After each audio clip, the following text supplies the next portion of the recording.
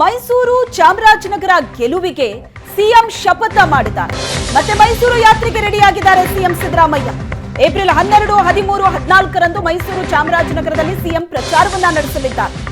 ಮೈಸೂರು ಮತ್ತು ಚಾಮರಾಜನಗರ ಎರಡೂ ಕ್ಷೇತ್ರವನ್ನ ಸಿಎಂ ಸಿದ್ದರಾಮಯ್ಯ ಪ್ರತಿಷ್ಠೆಯಾಗಿ ತೆಗೆದುಕೊಂಡಿದ್ದಾರೆ. ಈ ಎರಡೂ ಕ್ಷೇತ್ರವನ್ನು ಕೂಡ ಗೆಲ್ಲಲೇಬೇಕು ಅಂತ ಪಣ ತೊಟ್ಟಿದ್ದಾರೆ. ಹಾಗಾಗಿ ಮೈಸೂರು ಪ್ರವಾಸ ಮೇಲಿಂದ ಮೇಲೆ ಮಾಡ್ತಾ ಇದ್ದಾರೆ ಸಿಎಂ. ಈಗ ಮತ್ತೆ ಮೈಸೂರು ಯಾತ್ರೆಗೆ ರೆಡಿ ಆಗಿದ್ದಾರೆ. 12, 13, 14ರಂದು ಕಳೆದ ವಾರ ಅಷ್ಟೇ 4 ದಿನ ಮೈಸೂರಲ್ಲಿದ್ರು. ಈಗ ಮತ್ತೆ ಮೈಸೂರು ಪ್ರವಾಸಕ್ಕೆ ರೆಡಿ ಆಗಿದ್ದಾರೆ. ಬಿಜೆಪಿ ಸೋಲಿಸೋದಕ್ಕೆ ಇನ್ನಿಲ್ಲದ ಕಸರತ್ತನ್ನ ಸಿಎಂ ನಡೆಸ್ತಾ ಇದ್ದಾರೆ. ಈ ಬಾರಿ ಮೈಸೂರಲ್ಲಿ ಸಿಎಂಗೆ ಡಿಸಿಎಂ ಕೂಡ ಸಾಥ್ ನೀಡ್ತಾ ಇದ್ದಾರೆ. ಅಹಿಂದ ಅದರ ಜೊತೆಗೆ ಒಕ್ಕಲಿಗ ಮತವನ್ನ ಸೆಳೆಯೋದಕ್ಕೆ ಸಿಎಂ ಡಿಸಿಎಂ ಜಂಟಿ ಯಾತ್ರೆ ನಡೆಸಲಿದ್ದಾರೆ. ಒಕ್ಕಲಿಗ ಮತಗಳು ಹೆಚ್ಚಿರುವ ಸ್ಥಳಗಳಲ್ಲಿ ಡಿಕೆಶಿ ಜೊತೆ ಸಿಎಂ ಪ್ರಚಾರವನ್ನ ನಡೆಸುತ್ತಾರೆ. ಮೈಸೂರು ಜೊತೆ ಚಾಮರಾಜನಗರಕ್ಕೂ ಸಿಎಂ ಹೆಚ್ಚು ಒತ್ತನ್ನ ಕೊಟ್ಟಿದ್ದಾರೆ.